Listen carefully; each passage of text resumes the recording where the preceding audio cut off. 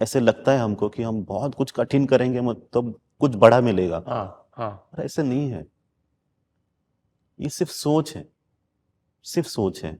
अभी अब जिस घर से भी आप आए हो यहाँ तक, जैसे अभी हम बात कर रहे हैं यहाँ पर, तो आपको यहाँ पहुँचते पहुँचते कुछ 1 घंटा गया, 2 घंटे गए, और हम बात कर रहे हैं। पर अगर मैं आपको कहता हूँ कि आपको यहाँ से यहाँ पहुँचने के लिए 10 घंटे आपको उत्तर भारत तक जाना है, हम्म, फिर 10 घंटे आपको वहीं से और नीचे आना है, फिर दक्षिण भारत जाना है, और यहाँ पहुँचते पहुँचते आपको कुछ 30-35 घंटे लगेंगे। जी। फिर आप जब पहुँचेंगे यहाँ पर, मिलूंगा तो मैं ही आपको, बात तो हम वही करने वाले हैं, काम तो हम वही करने वाले हैं। पर इतने घंटे हमने वो यात्रा या प्रवास किया है, उसकी वजह से हमें ये लगता है कि हमने बहुत परिश्रम किया तो कुछ बड़ा मिलेगा। मिलेगा तो वही जो 2 घंटे की यात्रा में मिलेगा। आपकी खुशी के लिए अगर आप ईश्वर से कहते हो कि नहीं मुझे लंबी यात्रा करना है, तो ईश्वर कहता है ठीक है। आप कहते हो मुझे छोटी यात्रा करना है, तो ईश्वर कहता है ठीक है। तो ये आपका चॉइस है, आपको डिसाइड करना होता है कि मुझे कौन सी यात्रा करनी है। तो ऐसे लंबे घूमते घूमते बहुत, जैसे कुछ योगी भी होते हैं ना, बहुत सारे क्रिया करते हैं, ध्यान करते हैं, और वो अपनी या सिद्धि प्राप्त करने की कोशिश होती है जी जी। कि कुछ प्राप्त करना है, कुछ प्राप्त करना है, कुछ प्राप्त करना है।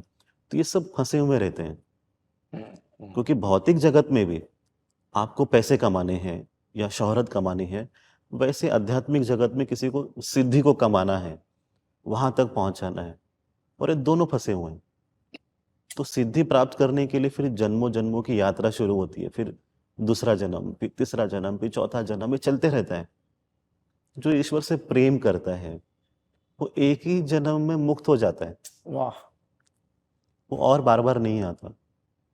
पर जो सिद्धि के पीछे पड़ेंगे कि मुझे ये प्राप्त करना है, तो फिर आपको आना होगा बार बार, क्योंकि आप फंसे हुए हो, आप मुक्त नहीं हो। तो मुक्त होना है तो अपने ईश्वर को अपने सामने देखो और उनसे प्रेम से बात करो। यही भक्ति है, यही मुक्ति है, वाह। यही मार्ग है। तो आपको शांति के लिए इतना कुछ घूमने की जरूरत नहीं है। अपने कर्तव्य जो है, कर्म जो है घर में अपने लोगों के लिए, उसे पूर्ण कीजिए। वो नहीं करेंगे तो उसका भी आपको पाप लग जाता है कि मैंने अपने पत्नी को नहीं देखा, अपने बच्चों को नहीं देखा, अपने माता पिता को नहीं देखा।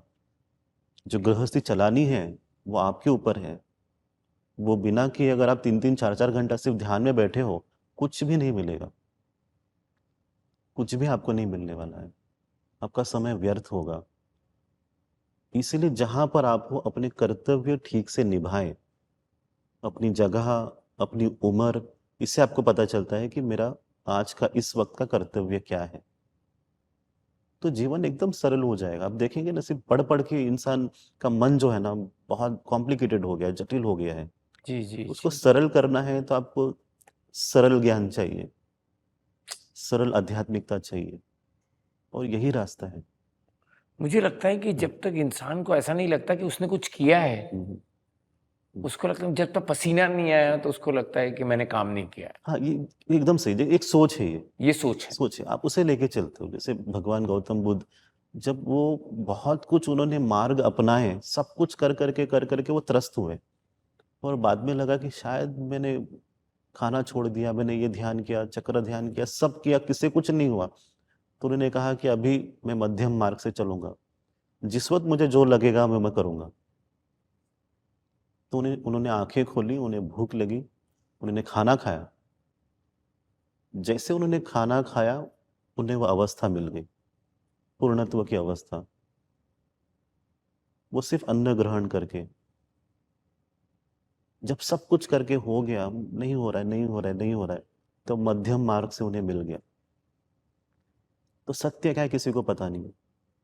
जैसे महाराष्ट्र में संत ज्ञानेश्वर हैं, वो पूर्णतः अपने अंदर सत्य को अनुभव करते हैं। तो उन्होंने ईश्वर को अनुभव करने की कोशिश की आध्यात्मिक मार्ग के द्वारा, सिद्धि प्राप्त करने के लिए नहीं किया उन्होंने। हाँ। और कोई भी जो है ना महात्मा होते हैं, वो ईश्वर के करीब जाने की कोशिश करते हैं, और उसमें कुछ प्राप्त हो जाता है उन्हें, जिन्हें आप सिद्धि कहते हो। तो वो सिद्धियों को भी त्याग देते हैं,